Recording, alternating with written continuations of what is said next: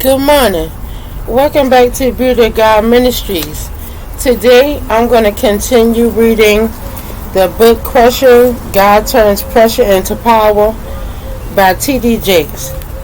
We left off, I had done chapters 1 and 2, and then some things happened and I had to that I had to take care of, so I never did get back to my reading that I have been doing with y'all.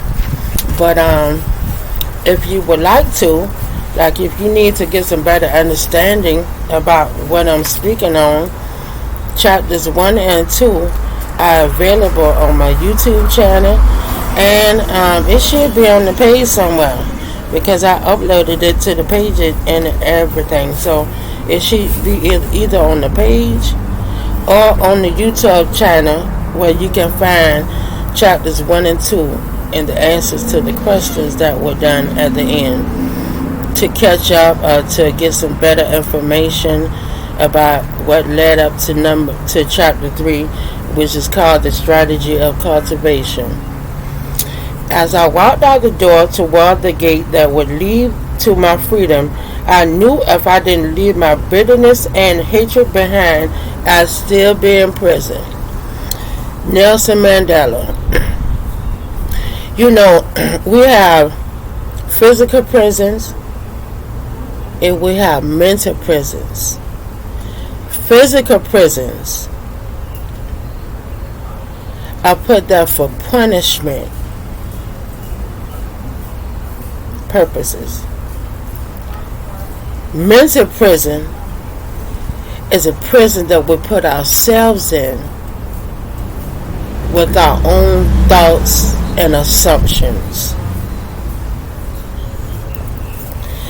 Imagine spending your entire day rolling a giant boulder, one you can barely push because of its crushing weight, up to the top of the hill. Then imagine having to roll that rugged rock downhill the next day, back to where you started, then back up again.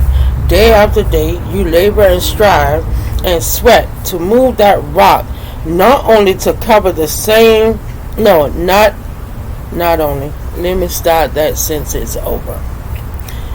Day after day, you labor and strive and sweat to move that rock, only to cover the same hard, rutted ground.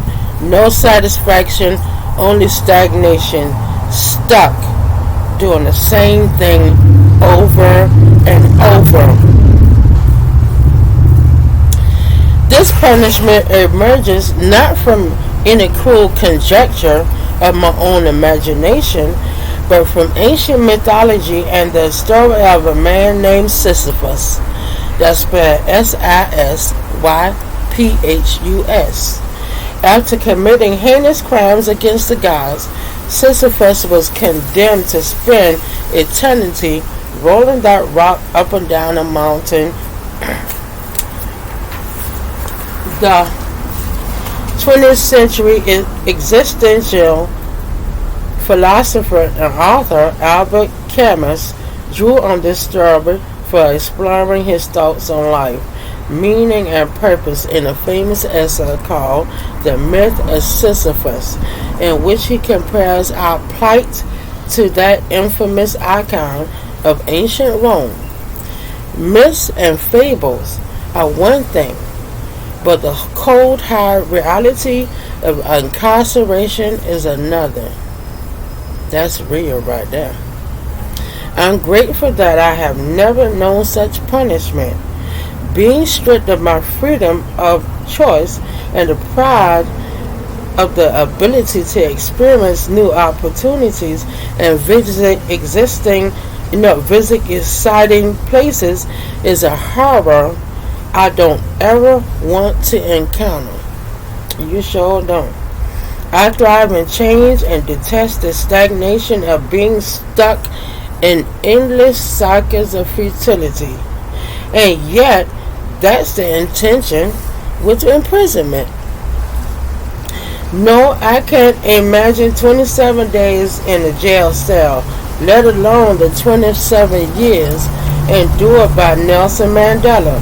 The man who would go on to become the president of South Africa suffered wrongful imprisonment for taking a stand against the racial and social injustices of apartheid. Upon hearing such news, today's civil rights leaders and activists would be in an uproar and feverishly fighting for change because each of us on some level values the gift of freedom. After all, what good could ever come from imprisoning an innocent man? Sometimes we don't understand what's going on, and what God's plan or purpose is for us. But we still have to continue to walk in faith and walk in truth and walk in humility. And even when we don't want to do something, if God tells us to do it, it's going to get done. If God sit us down in a place like that, we better get with God and try to get right, or we're going to get left behind and end up in the same situation again. And that's the truth. We'll end up in the same situation over and over again if we don't learn, and if we don't get that direction and that correction from God. We have to learn so we won't keep having the same incidents happen over and over in our lives.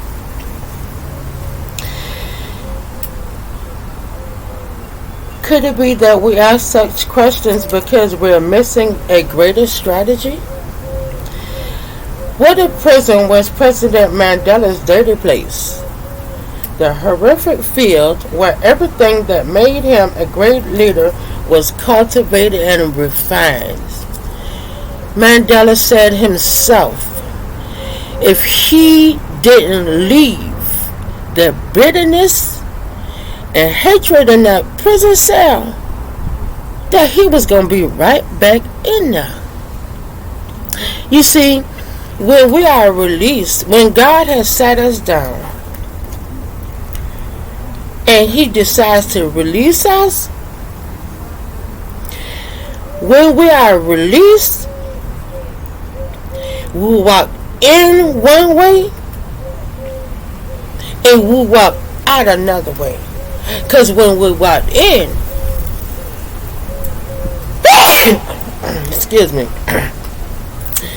when we walk in, we were deep in our sin. That's why we walking in the first place.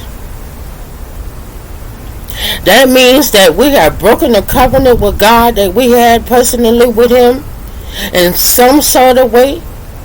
And God said, okay, I let you go to the desires of your heart. I have warned you, and I have warned you, and I have warned you, and you have hardened your heart and refused to listen. So I let you do it your way. But see, when it happened like that, it's like us being in the wilderness. We're running around haphazardly on our own, trying to do things on our own, trying to handle things on our own, trying to do it because we don't need God, because God done brought us up from where we was the first time, and we done forgot that just like God bring us up, he gonna take us right back down. So when you go in there, you walk in one way, and if you have truly learned your lesson, when you walk out, your intention will be known, not after you get home, but before you even walk out of those doors. That's how I was able to not go back to prison, not go back to jail, not get in no trouble, because I buckled down I didn't fool with the girls in there with a whole bunch of foolishness. I got with some people that was studying the Bible and learned about the Word of God. Learned about who I was. Not just what I had learned in church growing up. Not just what, my grandmother had taught me. Not just what my pastor and my mother church has talked to me about and taught me. I got on the level with God that was personal to me, to find out who I was. Once I found out who I was and whose I was, I began to understand where I needed to go, what I needed to do to straighten my life out. And to the our glory be to God, I walked out of those prison doors in 2017 and have not been back. I thank God for that. I'm talking about not even a traffic ticket or anything like that. God bless me.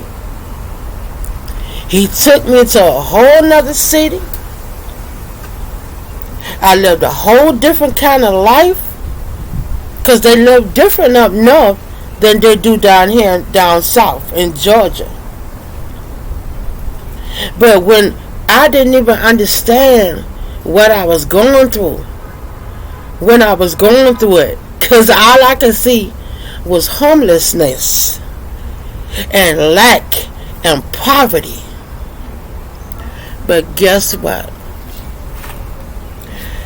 I came through all of that with God holding my hand, directing me where to go, telling me what to do, and telling me how to handle my business in a city that I had never been in. Didn't know anybody or any of that. But God knew that my true desire was to be back home in Georgia. And He told me to be patient. So that's when He opened that door in 2020, I ran. Because I knew it was nobody but God that made that possible. Now back to the book. What if prison was President Mandela's dirty place, the horrific field where everything that made him a great leader was cultivated and refined? Yes, I grew a lot. Yes, through that cultivation, through those trials and tribulations, I grew a lot. People don't understand that it's certain things that a person may go through that they have never went through. So their perspective and their ways and the way that they do things can be totally different from the way that you do things. And guess what? That's okay. It's fine. It's okay to agree to disagree. It's okay to have your individuality. So don't let nobody change anything that you are trying to do. Don't let anybody discourage you from what you are trying to do, because God has a purpose for everybody's life. It's a reason that everyone is here. And we have to latch on and hold on and look to God for that answer of what our purpose is and what we should be doing, and act upon it. We do it. We live it. We speak it. We share it.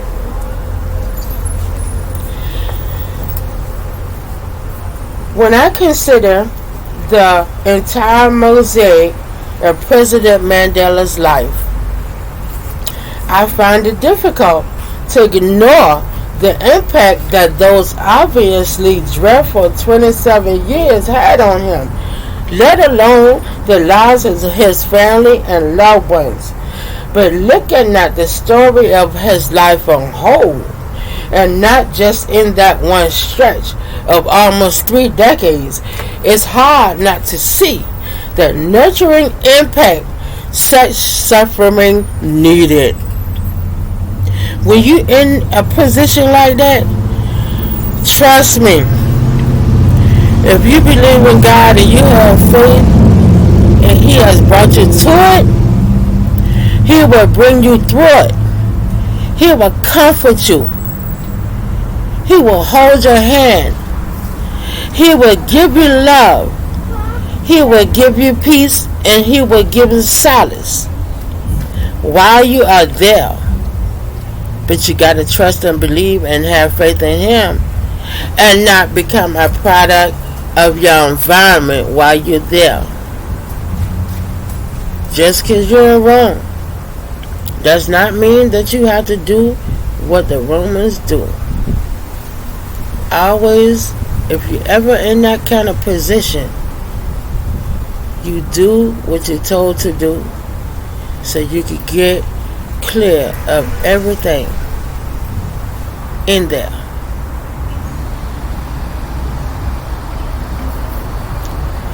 If the master was working on something extraordinary in President Mandela's cell, we're forced to examine our own lives through the same lens and realize that God had a strategy in the ugly places, because those were the fields in which He decided to cultivate us.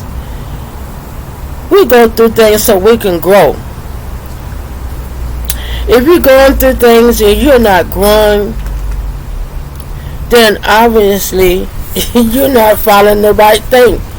You're not doing the right thing, or whatever.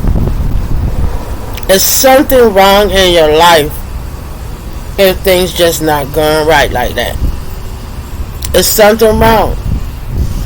And you can't look to the outside or look to anybody else for any answers. Every answer that you need is right inside of you. Everything starts with self. People fail to realize that, but everything starts with self. And the first thing you have to do is learn how to love you before you can love anybody else. You have to learn how to give love and accept love. You have to learn how to encourage and be encouraged. And like the song say, sometimes you have to encourage yourself, because there's nobody else around to say, yeah, Minister Williams, you doing good. So Minister Williams have to encourage herself sometimes. You know, sometimes we have to encourage ourselves. Believe and trust in that. Believe and trust in God. Have faith in God. Understand that God would never leave you or forsake you. It's so nice. Hey, y'all, I just had to say something about this sun because it feels good I had this morning. Okay. Now, spotted seedlings. Have you noticed our human propensity to brood over the disastrous at the expense of the prosperous? We do anything and everything to avoid the hideous experiences of life, never grasping the fact the spotted seedling could never understand the process of cultivation from its own limited point of view. Similarly, it is a striking blow to our limited comprehension of God to accept that He will use the most unorthodox procedures and inhospitable environments to develop us. You know, even when people out there on drugs, people out there murdering, people out there stealing, people out fornicating, whatever it may be. Understand this, that they are still God's children, and who knows, they may have to go through something on their drugs in order to get a true revelation from God, because God uses who He will, when He will, for His own glory and His own purpose. And we, as humans, don't have no control over that. You might be able to get a drunk man to tell you the truth before your pastor tell you the truth. Now that's the truth. Yes, it is. Let the truth be known. Tell the truth and shame the devil. Sometimes we can't trust in the people that say that they love us and care about us, because deep down, those same people that are saying they love us and care about us, at the same time, they're not. They're jealous, they're envious, and secretly plot and wish for your downfall. Understand that in this world, if you don't have anyone else, you have God, and you hold on to that. Hold on to your faith, hold on to your trust, because God is going to ensure that you are okay. God is going to ensure it now. I promise you. I'm a living witness, and I have many testimonies to share about how God looked out for me, how God brought me to, how God brought me through, and how God gave me more than what I had before. And that includes knowledge, wisdom, understanding, and discernment. My growth was not materialistically inclined.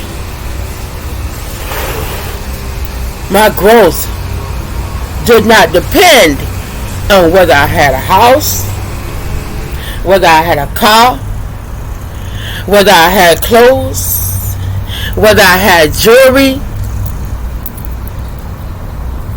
None of this makes me anything. But you know what make me special and make me stand out, that nobody can take away from me, is my knowledge, wisdom, understanding, and discernment that I received from the Lord. It is worth anything, more than anything that I could ever own. This right here, none of this stuff here don't mean nothing. None of it means nothing. When I die, somebody else gonna wear this. When I die, one of my kids gonna get this. When I die, this gonna be thrown away. When I die, ain't gonna be none of this. But guess what? My spirit and my soul will be strong because of my trust and my faith in God, and my knowledge, wisdom, understanding, and discernment that He allows me to have. That's how I am rich. I'm not rich because of these worldly things. I'm rich because God allowed me to live. God allowed me to produce and birth 6 children, 6 healthy children, and that are still growing even as adults. I could see them all. So I know God favored me. He let me live. He held my hand through my trials and tribulations, still holding my hand to this day. And what I prayed for, He gave it to me. Everything. I put my trust in God even when I was doing wrong. I used to pray and ask God to stop me from doing wrong. I spoke to Him. Stop me from doing wrong. Keep me out of jail. Keep me off of drugs. Keep me off of all the liquor. Stop me from going to the club. Stop me from doing things that's going to harm and hurt myself. Stop me. Not nobody else. Stop me.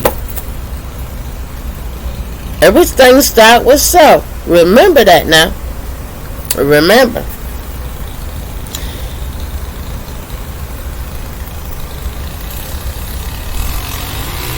We do anything and everything to avoid the hideous experiences of life, never grasping the fact that the spotted seedling could never understand the process of cultivation from its own limited point of view. Similarly, it is a striking blow to our limited comprehension of God to accept that He will use the most unorthodox procedures and inhospitable environments to develop us into something more, something teeming with the potential for dynamic growth. But what's better than being undone and marred in the hands of the Master if a new way of living in abundance are promised results? What if all you sufficed in your life without was necessary to cultivate your greatness within? We fight against God's sovereignty because we just like, now look at, He does not have to be over here with that thing right now. He don't. He see me over here in this porch reading. Yeah.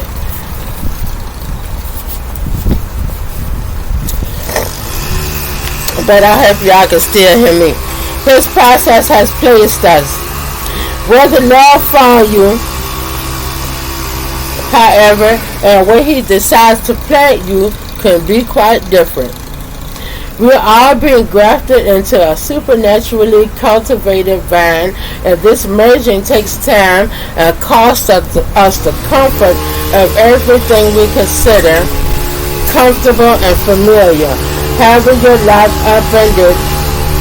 You did not have to come this close to this thing, but I'm not going to say nothing. I'm just going to keep on going. Having your life upended and every recognizable detail removed from your environment produces trauma.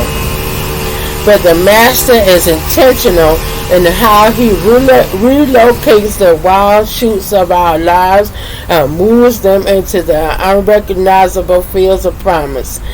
This is the secret to accepting the visible violence of turbulent times. We must remember that soil must be upturned, or else it will go fallow, depleted of its nutrients and minerals and unable to accommodate new growth. You understand that we're supposed to grow through our experiences? We're not supposed to keep going back and forth over the same thing, making the same mistakes over and over. That means that we're not growing. That means that we're not listening. That means that we're being disobedient. The act of cultivation is married to our purposeful displacement, because anything grown in the wild does so without the careful hand and watchful eye of an intentional vine dresser. Cultivation speaks order into chaos, orchestrates harmony from disharmony, draws care from carelessness, and provides direction in aimlessness. So when we go through our experiences, we are supposed to learn. And we are supposed to grow. We're not supposed to stay there. And if we stay there, we need to go within and figure out why we're still there. I mean, I look at it like this right here. I was able, when I left Savannah, I was in dire straits. We were homeless. We didn't have money. And we didn't have food to eat properly the way that we were supposed to be. My plan, since there was no shelters here in Savannah, was to go to the shelter in Atlanta. But you know, God said that's not far enough. And the opportunity to go to New York was presented to me, and God made it happen. So that's where I went. I was introduced to a different way of living. I was introduced to a different way of thinking. I was introduced to a different way of doing things. You know, they do things similar out there, but it's totally different. The restrictions that are here in Georgia are not there in New York. So, all in all, the restrictions that I had in Georgia were not present in New York. So God took me from an unfruitful place to somewhere where I could bear fruit and multiply and get my situation, myself, and my children together without the help of family, friends, and any of that. Yes, the suggestion to come to New York was given by a family member. Yes, it was. But the direction and the plan of action was done by God. And once God has seen me grow, He brought me back. And when I got back to Savannah, and I'm going to say this, but not with intention to criticize anything or anyone, but I came back to Savannah and I feel like I stepped back into 2011 before I left. Because the people are the same, the situations are the same, the attitudes are the same, they still got the same thought process, and they still doing the same things. And I'm not saying that in criticism. I'm saying it because I was allowed to go somewhere else and grow and come back. And when I got back here, I really see where and how much I have grown. And that's the God's honest truth. Because the same thing that I left here is the same thing that I came back to.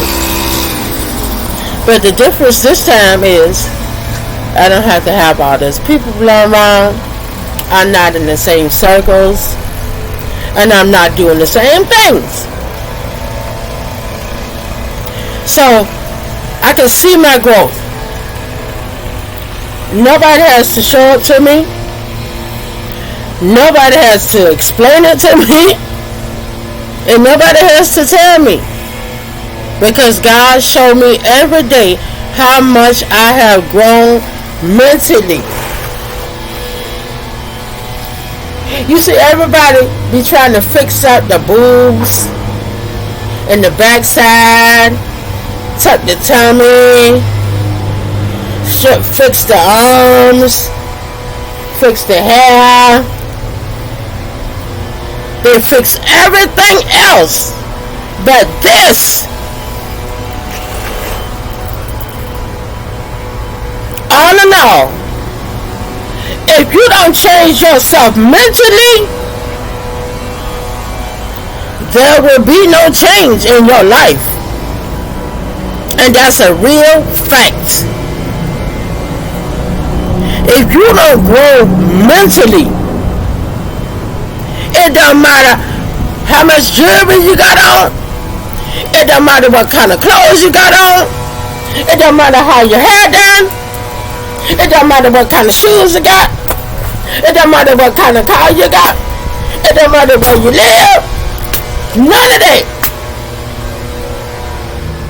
is built on faulty foundation. Straight up. This always gonna shake and all that and may fall down. When the rain and the storms come and the winds push at their hardest. That's what God tells us. Be not conformed to this world. And see this right here? This, shoes, car, house, all that is being conformed to this world. If you put your faith and your trust in that. But God says for us to not be conformed to this world, but be ye transformed by the renewing of your mind.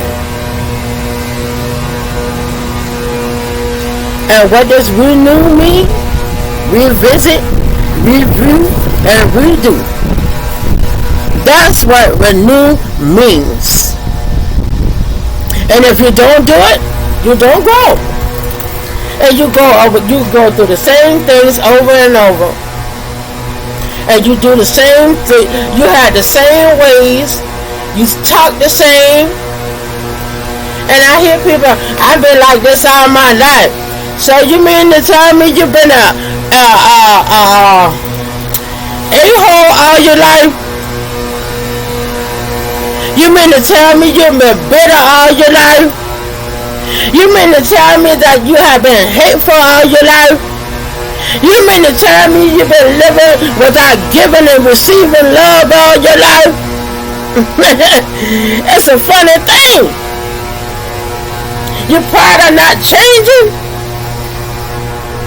You're proud of not growing? There's a lot of things that we have to reconsider in our lives. And we need to stop looking at other people and trying to figure out what they need to fix. And fix what's going on with us.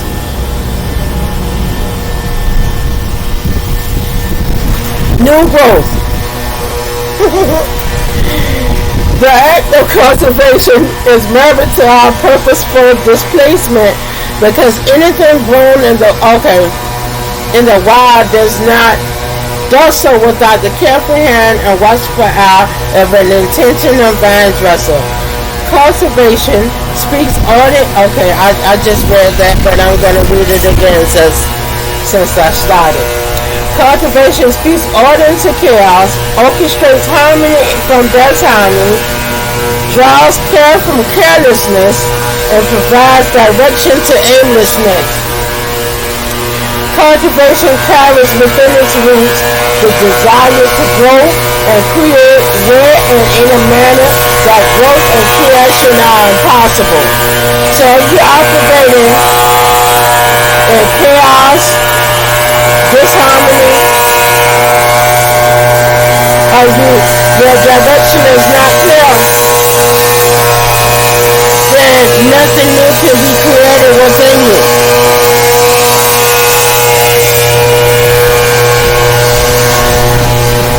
Any farmer or agriculturist understands this, but many of us miss the point within our own lives. We choose our own way of seeing, believing, and acting because we think we know better.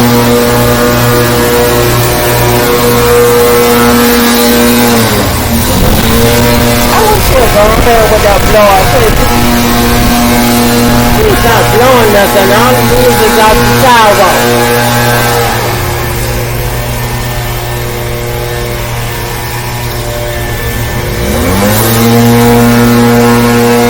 And let's see what the result is of us trying to do it our way. Y'all ever met anybody that feel like their way is the only way and they know everything when you don't know nothing? That is such a delusion.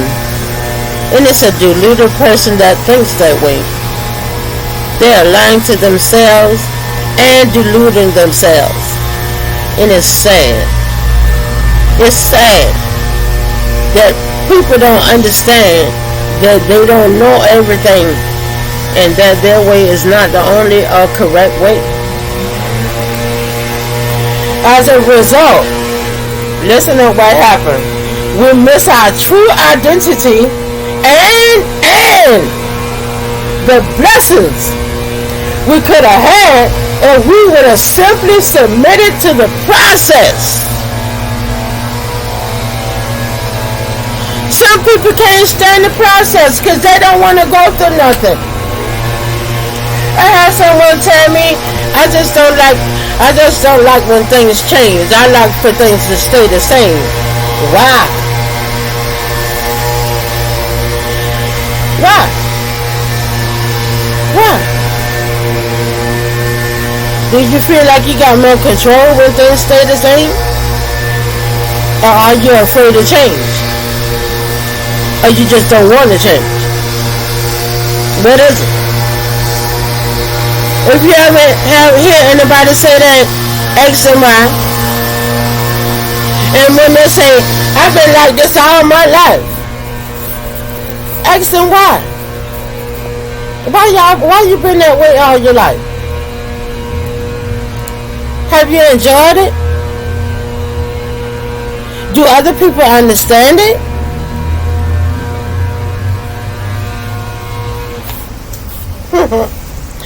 God is adamantly invested in developing us into something we would never be without His direct intervention. When we find ourselves broken, battered, beaten, and bruised by our circumstances, it's possible that the Master who we're praying will remove and solve the praying to will remove and solve the problem is the very woman who sanctioned it and is using it to accomplish some greater effect. So God might be pressing you, like they say, the pressing of the olive of the olives for the olive oil, or the pressing of the wine press.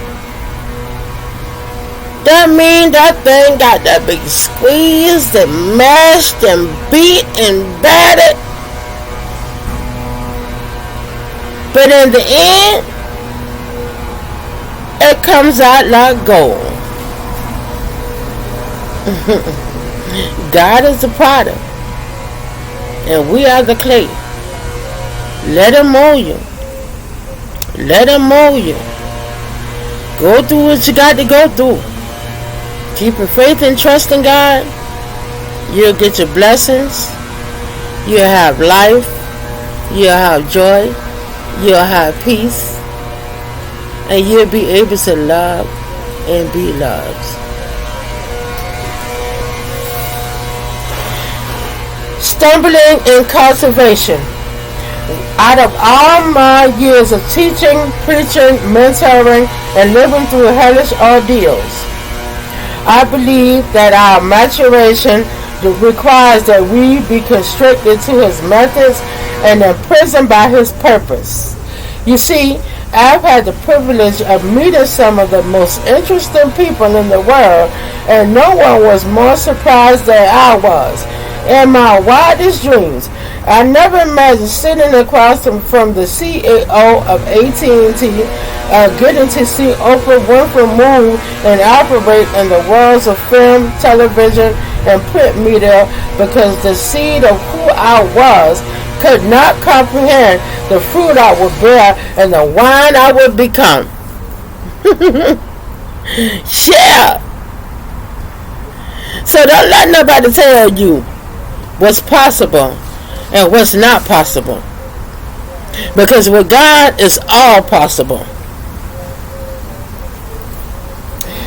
I didn't suddenly wake up as the person you see today. I was developed into this, and God is still fostering even more within me. You know, that's something that people fail to realize. Our preachers and teachers and mentors and things like that, they fail to realize that we grow and continue to grow, and we have trials and tribulations just like everybody else, and we have to go through the pressing and the mashing and the beating. We have to go through all day. Not only that, we take on and feel other people's problems, other people's feelings. We can latch on. When the love of God is in your heart, you will have empathy. You will have forgiveness. So you will feel people. And people will come to you for advice. People will come to you and talk to you about their problems. And people will expect,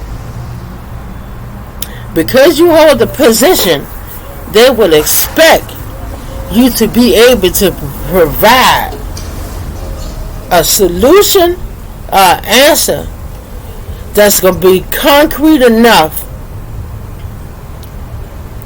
to take care of whatever it is that's going on.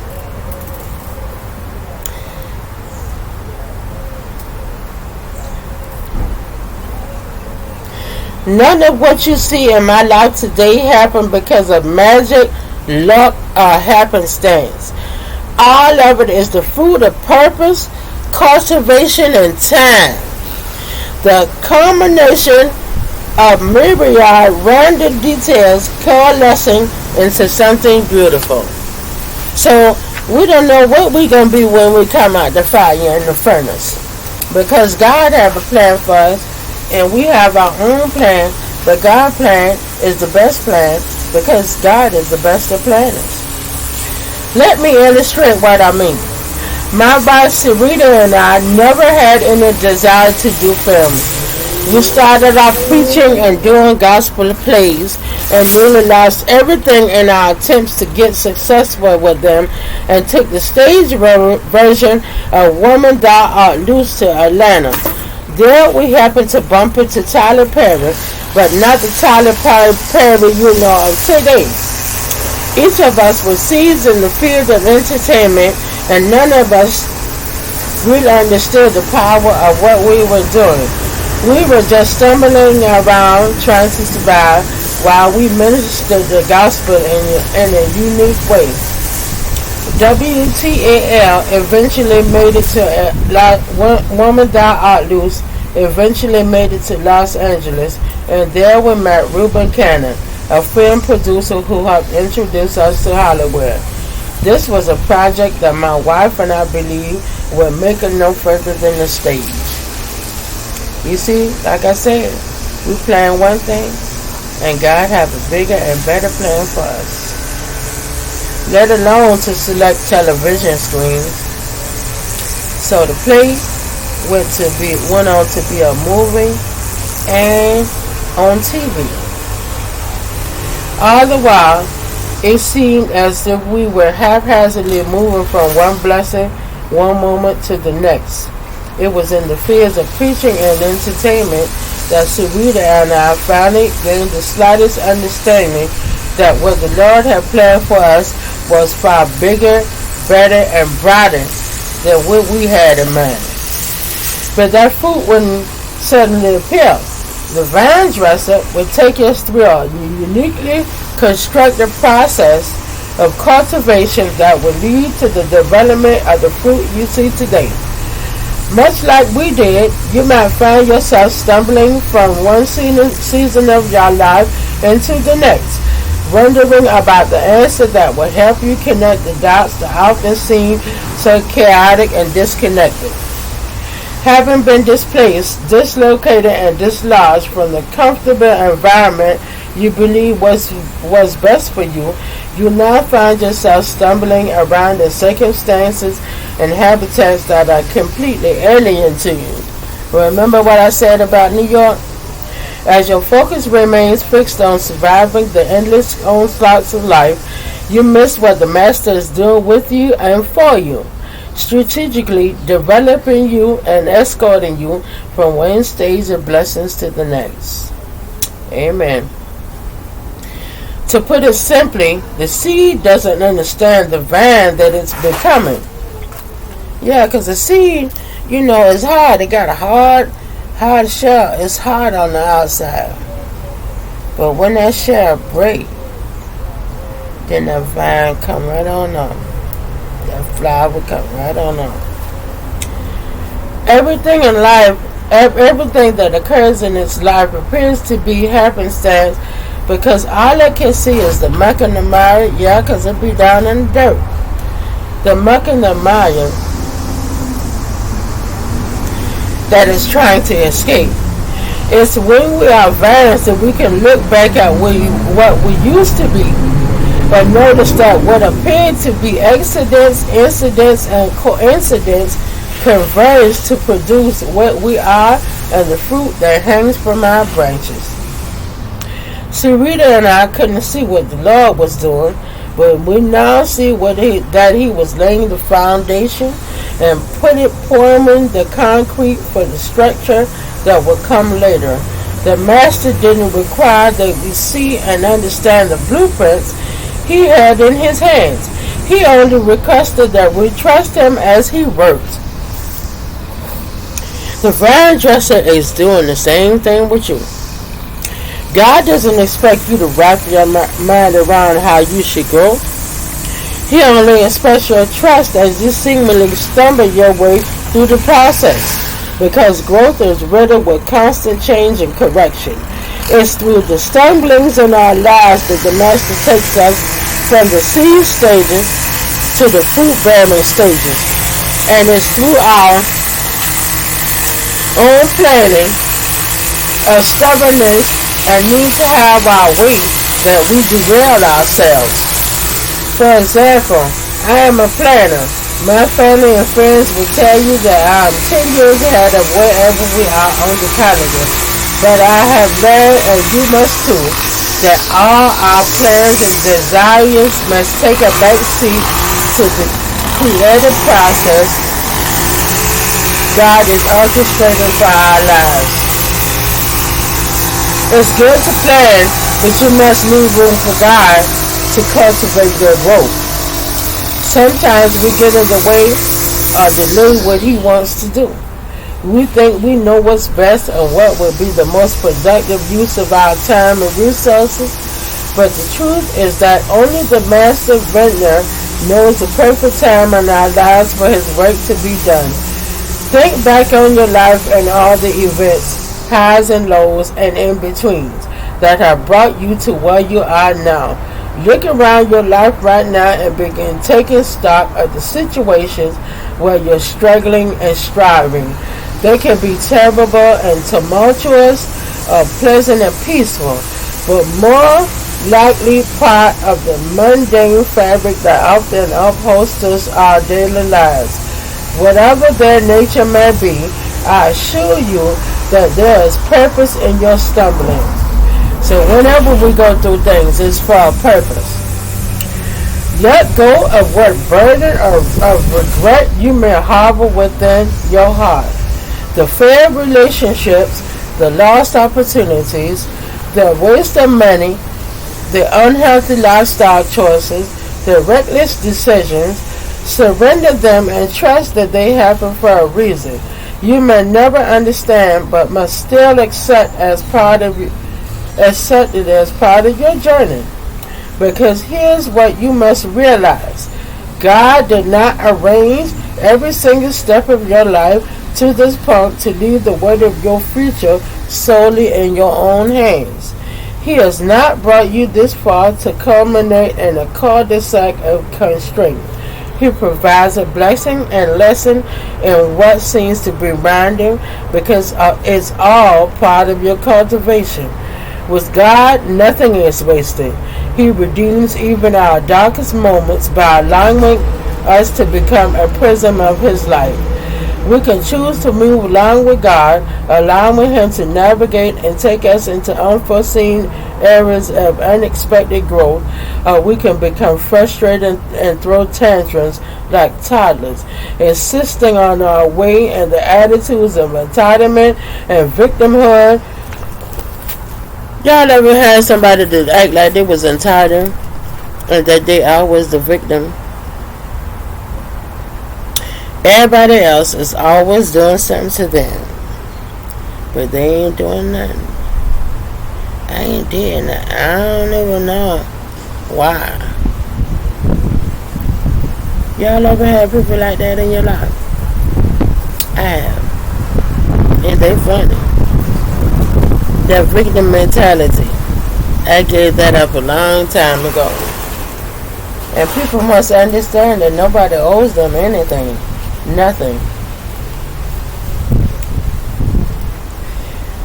But even in those moments of selfish indulgence, everything we do only proves that we are in desperate need of cultivation by Him. And if we repeatedly reject His divine intentions and revolt against His methods, we will force Him to resort to even more drastic measures to develop us. God never gives up on you. Even when we choose to cooperate with God and to seek Him in all that we do, it does not ensure our comfort or convenience, because even when God continues to move and cultivate us, there are times that we require more nutrients to grow. Instead of infusing us with more life, the vine dresser steps in with more rubbish and refuse. So He come in and put more muck and mire on top of you for you to go through that too. Because it's another level of growth. It's levels to that growth thing. But you have to start somewhere. And you have to start doing something to promote your own growth. Nobody can do it for you.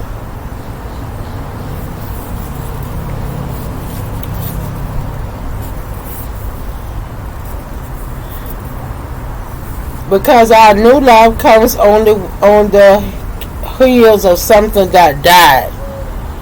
So when something dies, for everything that died, it's something new that's born. So don't cry in death.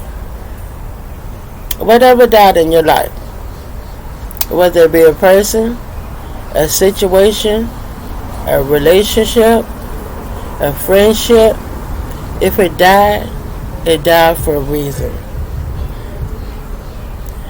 And if it's not right, it don't need to be resurrected. It don't. It would seem to us that our growth will begin in places of comfort, but that's counterproductive and backward to a master who has died and given rise to a harvest, the likes and size of which the world has never seen. To Him, our comfort is the prison that produces more cycles of stagnancy. So that means when we get too comfortable, we become stagnant. We won't even make a move if we get too comfortable. That's why people say step out of your comfort zone, huh? That's funny. Let me give you another example. Wait a minute. Therefore, He disrupts our convenience and stirs up trouble to stimulate what has gone dormant. Just sit now. Going nowhere. Doing nothing. Let me give you another example.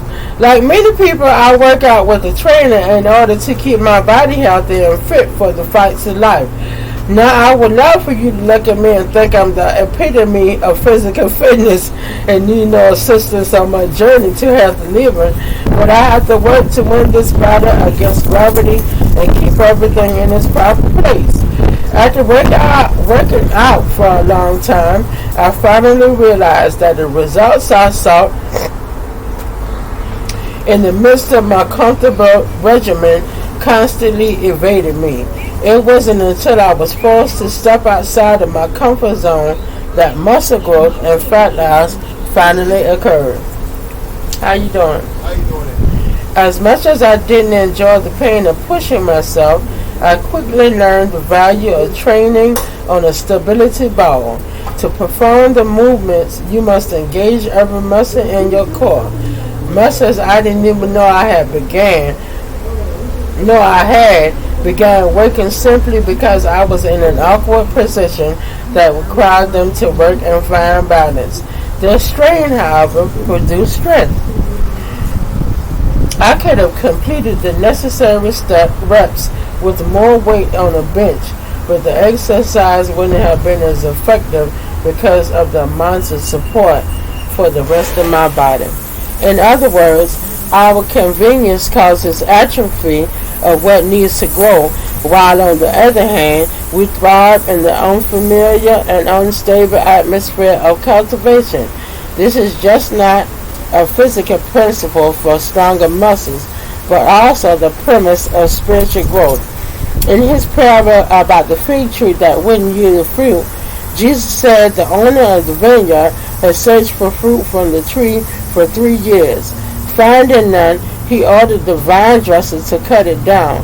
But he replied to him, "Leave it alone, sir, this 1 more year, till I dig around and put manure on the soil. Then perhaps it will bear fruit after this. But if not, you could cut it down and off." If your life is suddenly unstable and you notice an increase in the amount of mess and manure placed upon you, pay close attention. It's a blessing coming. It's a strength coming. It's something good coming.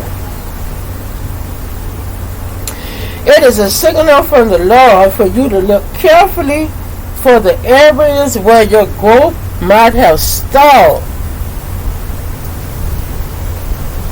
Like I said, we have to look within. In order to grow, we look within, not at anyone else. The vine dresser applies an extra amount of dung to a plant that stubbornly refuses to grow because the messes of life serve as the vitamins required for healthy food. The irony, of course, is that what we abhor is simultaneously what we need the most. It's the Master's expert use of trials, tribulations, and trouble to stimulate us that force us to produce the best grapes for making wine. How many more pages? Yeah, I gotta keep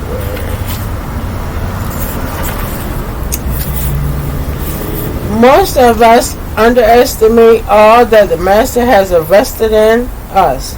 The time, the location, the planting, and even the suffering serve his singular purpose. If the vine dresser would go to such lengths to grow us and help us produce fruit, why do we think we are unable to handle the trouble he allows to come our way? Why do we believe that any instance of hardship and pain in our lives is sin?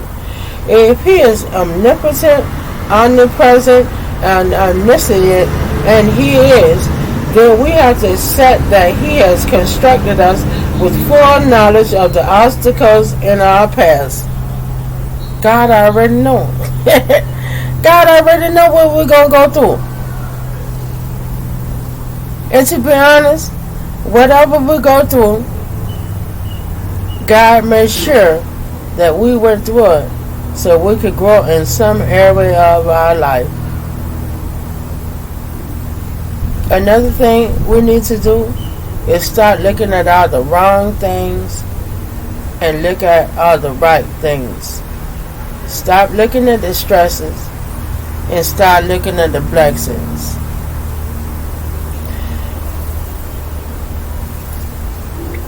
Nevertheless, when trouble comes, we so often ignore his perfect plan and entertain the doubting questions of the enemy.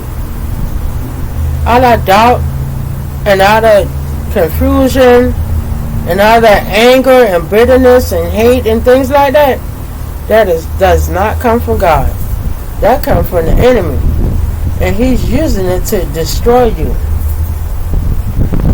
If you go down in the grave like that, you're going to suffer that second death. We allow our inner critics to become bullhorns of belittling comments and biting critiques of our relationship with God. I'm so glad I don't worry about that. Because, since I started this journey, I know God believes in me. I know I got some friends and maybe some family that support me. But to be honest, it's me and God alone in this thing.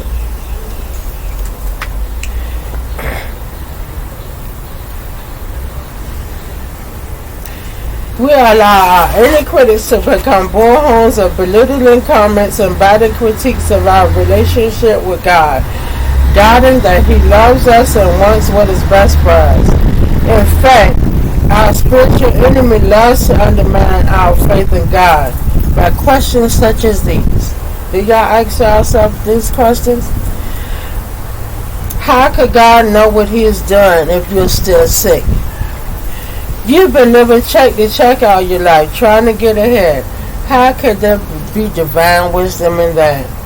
If God knows everything and is all-powerful, then He could have stopped the cancer from spreading. Do you really think He knows what He's doing? Why would God let you lose your job after all you've done for that place?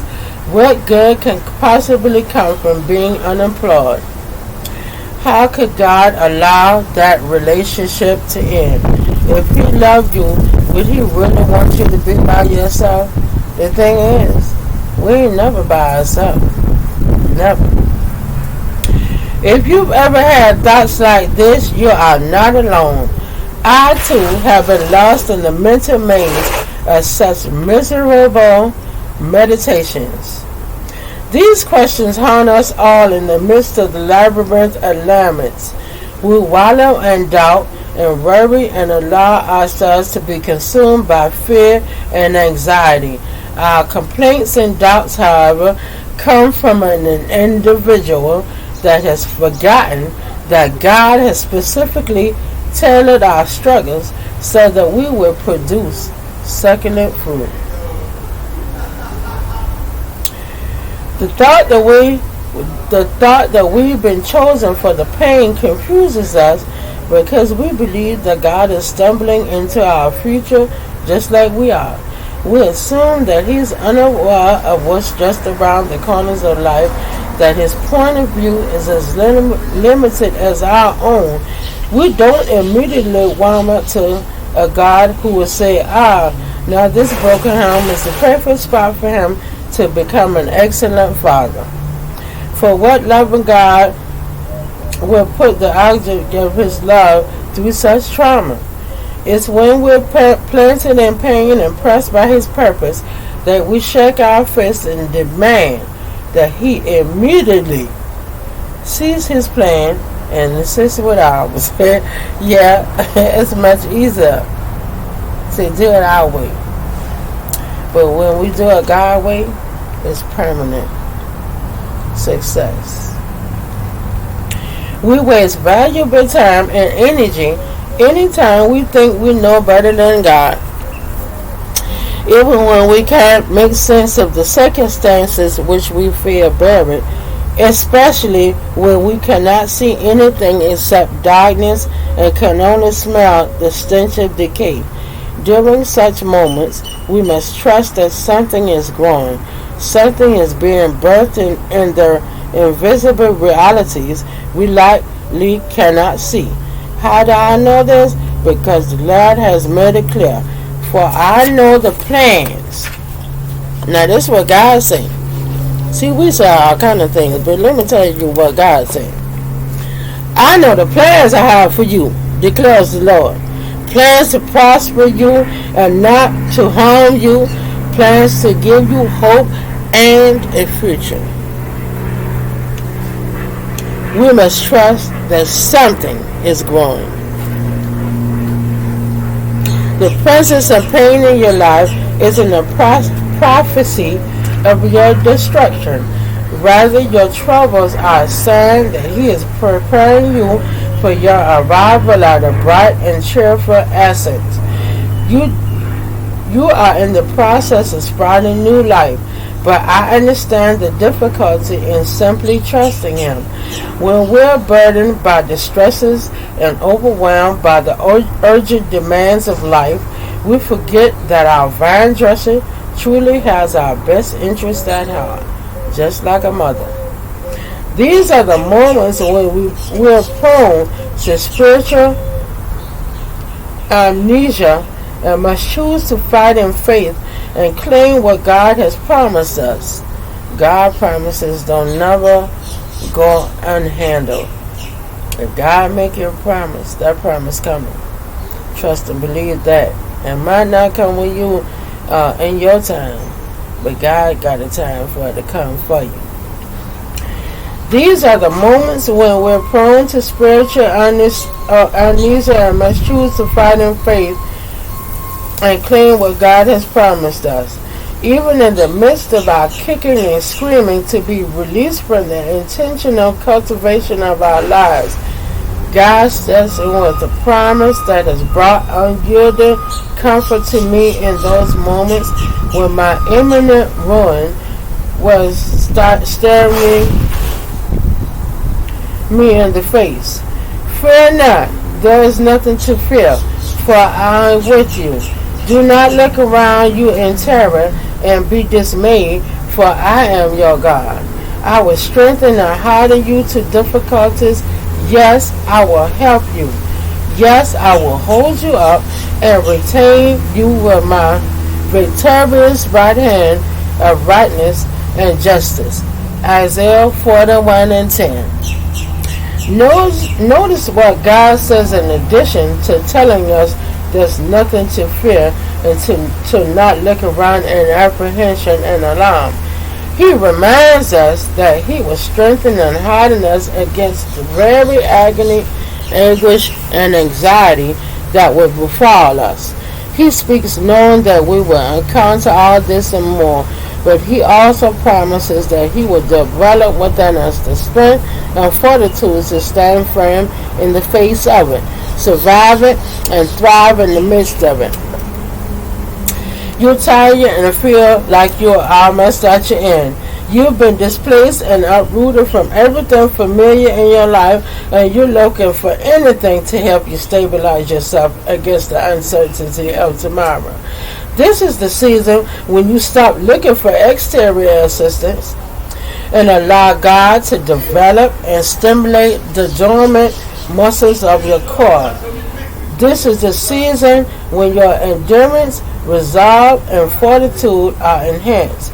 Though you've done everything you can to get the Master's attention in hopes that He would relent from His plan to crush you, I assure you that He is not out to destroy you. On the contrary, He is out to remake you, remodel you, and renew you. And He has given His word that your momentary discomfort will bring about the most profitable end. The Father hasn't transplanted you and invested all the time and energy into growing you only to turn around and abandon you. He has placed you in the field that is uniquely equipped with the sunlight, rain, and even the dung you need to become a vine capable of bearing fruit. This field isn't your cemetery. It's the controlled environment the Master is using to cultivate you. If we truly see Christ as the first fruits of something new and wonderful in the earth, then are willing to follow Then are we willing to follow his example? Do we really perceive him as the vine from which we spring and have life?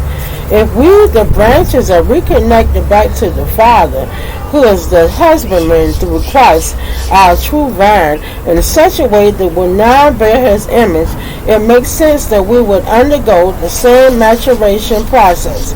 If we follow that line of thought, we must be planted in life's dirty places. Because Jesus was planted as a seed by coming to our world in human form with the intent that he would rise and give new life to everyone who is birthed from him. In order for us to be born again, Jesus had to be planted and die before resurrecting into a new life. Unfortunately, we are allowed the luxury of having clarified hindsight of the ordeals that befall us until they have passed. We have to trust that the husbandman knows what he is doing. While it's certain that my daughter was pregnant and my mother was gone, I still had a litany of questions that I asked the Father. He remained silent for a while, and that caused me to seek him even more.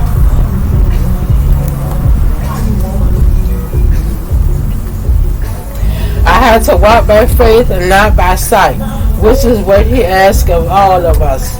Please understand that it is from the depths of dark and dirty places in our lives that we scream for God's attention and help, while misunderstanding that, just like with the natural seed, it is the microbes in the soil of life that eat away at our efforts to protect ourselves from harm.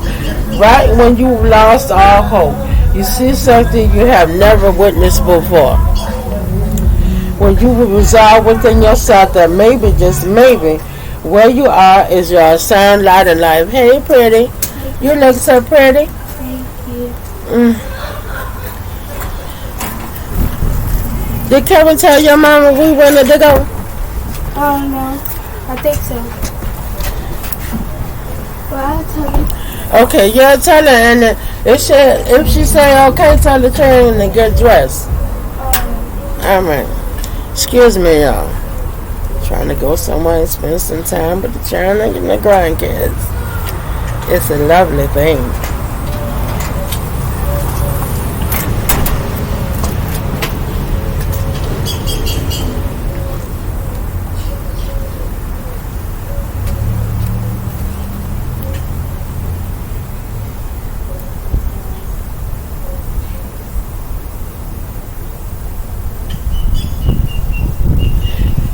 He remained silent for a while, and that caused me to seek him even more.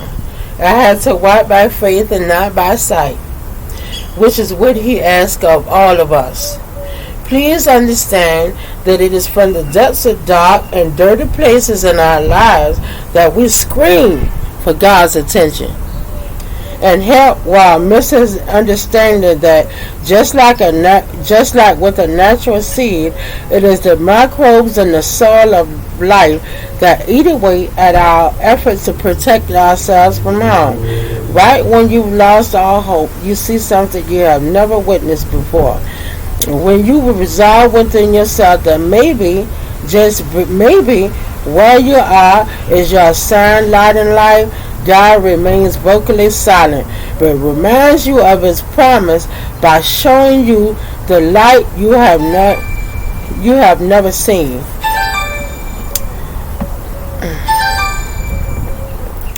Excuse me, y'all. Hello? Hey.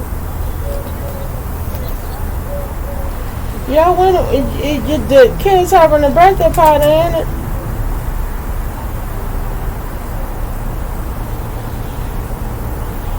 Oh, okay. Oh, alright. Well, okay. Let me finish. That's alright. I didn't know until Kevin came down here. But that's cool. We'll find something else to do today. Let me finish reading this. Get finished with this, because I'm trying to be an hour and 30 minutes. Yeah. Reading this book.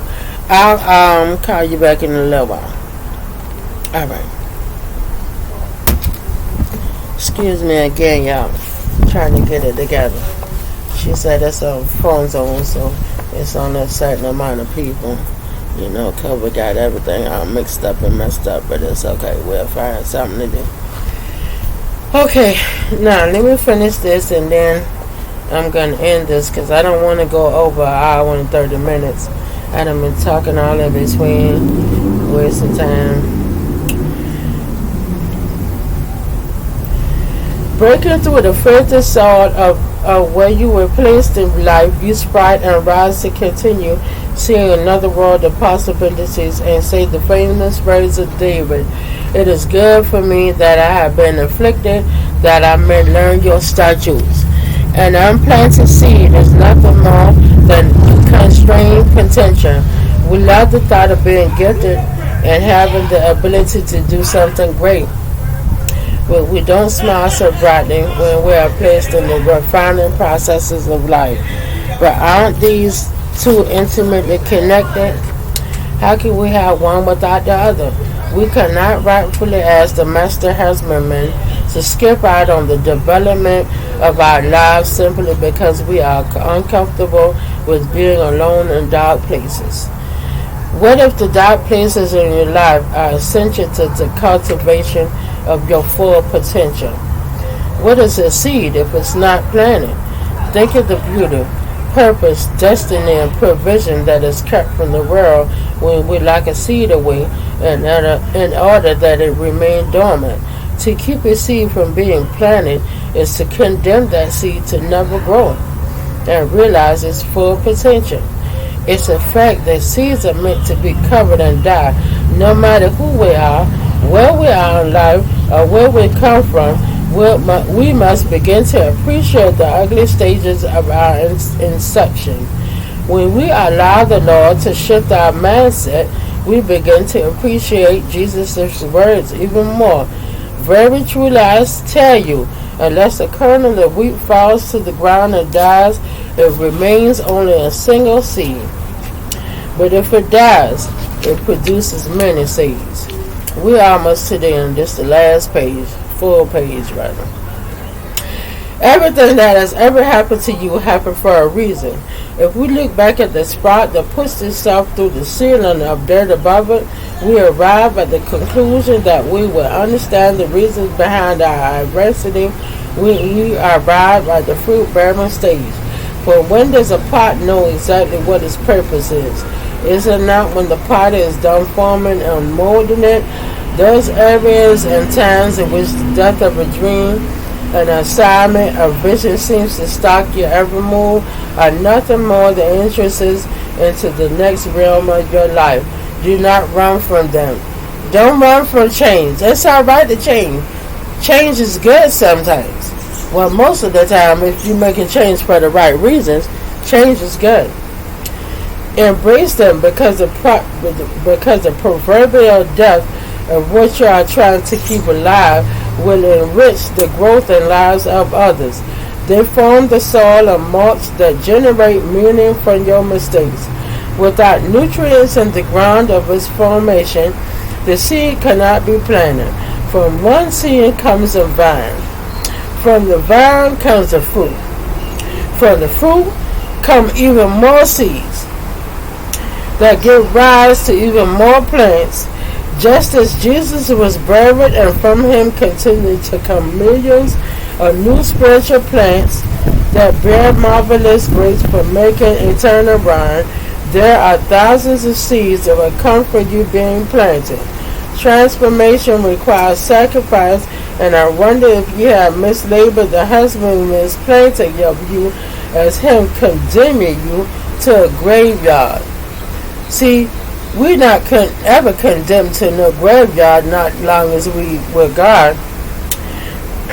I encourage you to allow God's prison of purpose in your life to do what it was intended to do. Develop you into a strong life, a strong vine. It is your location of cultivation.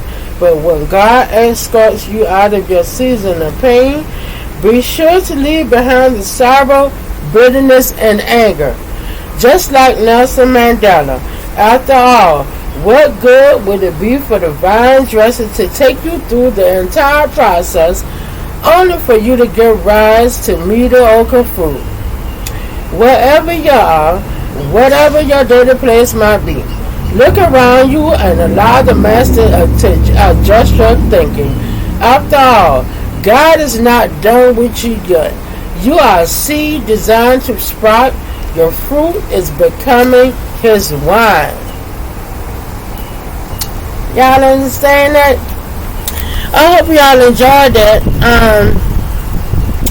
I would go over the questions, but I done pushed this all the way to the limit. We're at an hour and 25 minutes. So what I'm going to do is I'll probably come back on later on and do the questions. We'll do chapter 3's questions later on today. I don't want to hold you all too much longer. We're at an hour and 25, like I said. So just look forward to the questions coming following this video. I'll do another video and go over the questions. And I'll do my answers, and you can follow along and come to your own conclusions for yourself. About what we read and discussed during this reading session. I truly have enjoyed it, and thank you for tuning in. Your support is greatly appreciated. Thank you from Brood of God Ministries. God loves you, and we love you too. Have a good rest of your Saturday.